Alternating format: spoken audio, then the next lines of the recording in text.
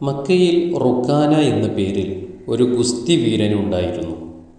നല്ല ഉയരം, ഉറച്ച ശരീരം, ആജാനബാഹു. റുക്കാനയെ വെല്ലാൻ ആരുമില്ല. ജേതാവിനെ പോലെ റുക്കാന അഹങ്കരിച്ചു നടന്നു.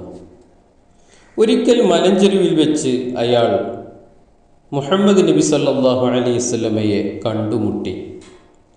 സർവശക്തനായ അള്ളാഹുവെ ഭയക്കുക, അവൻ്റെ ദൂതനായ എന്നെ വിശ്വസിക്കുക, മുഹമ്മദ് നബി സല്ലല്ലാഹു അലൈഹി വസല്ലമ പറഞ്ഞു.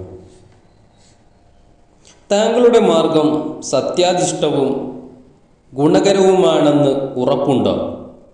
റുക്കാന ചോദിച്ചു.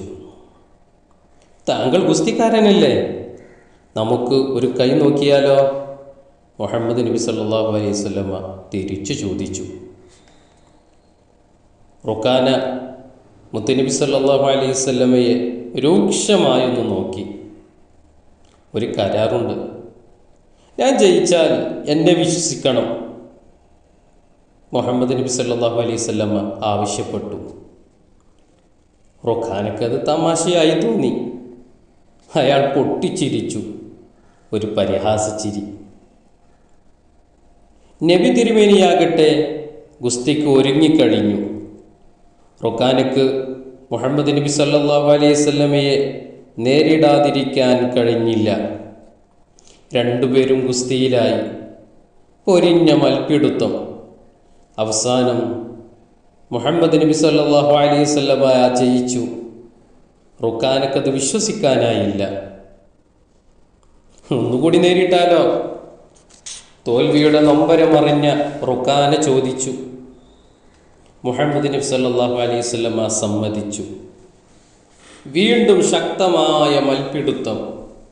രണ്ടാം തവണയും റുക്കാന പരാജിതനായി. കുസ്തിവീരനായ തന്നെ മുഹമ്മദ് പരാജയപ്പെടുത്തി. അതായിരുന്നു റുക്കാനയുടെ സങ്കടം. അയാൾ നന്നായൊന്ന് തയ്യാറെടുത്തു. നമുക്ക് ഒന്നുകൂടി ഒന്ന് പൊരുതണം, റുക്കാന ആവശ്യപ്പെട്ടു. ഞാൻ തയ്യാറാണ്, മുഹമ്മദ് നബി സല്ലല്ലാഹു അലൈഹി വസല്ലമ സമ്മതിച്ചു. മൽപ്പിടുത്തം തുടർന്നു. ആവുന്നത്ര ശക്തിയിൽ റുക്കാന പൊരുതി. മുഹമ്മദ് നബി സല്ലല്ലാഹു അലൈഹി വസല്ലമ തന്നെ മൂന്നാമതും വിജയിച്ചു. റുക്കാന പരാജയം സമ്മതിച്ചു. പേരെടുത്ത മല്ലനായ തന്നെ മുഹമ്മദ് കീഴ്പ്പെടുത്തി. അതിൻ്റെ കാരണം അദ്ദേഹത്തിന് അള്ളാഹുവിലുള്ള വിശ്വാസമാണ്.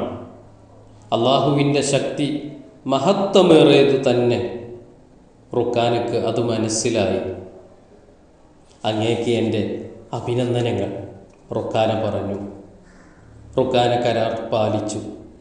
അദ്ദേഹം ഇസ്ലാമിൻ്റെ സുന്ദരമായ സത്യവാചകം ചൊല്ലി തിരുനബി സഹാബികളിൽ ഒരാളായി. അള്ളാഹു അവരോട് കൂടെ സ്വർഗീയ ലോകത്ത് ഒരുമിച്ച് കൂടാൻ നമുക്കൊക്കെ തൗഫീഖ് നൽകുമാറാവട്ടെ.